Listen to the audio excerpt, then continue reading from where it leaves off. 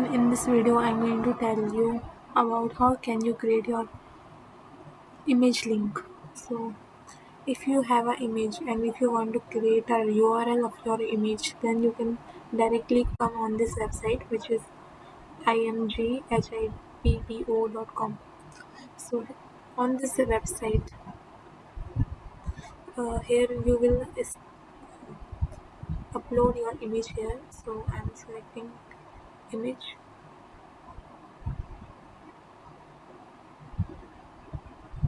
Now here it is asking for title, so we can give title here.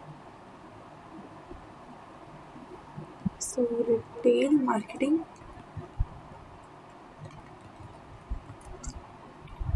I am giving this title here and you can give by your side.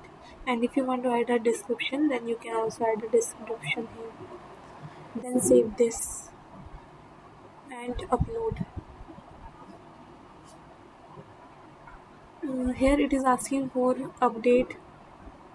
If you want to get update on Instagram, on Twitter and Facebook, then you can select them. Otherwise cancel it. And now you can open link here, and here you will get your image. Then click on copy this direct link.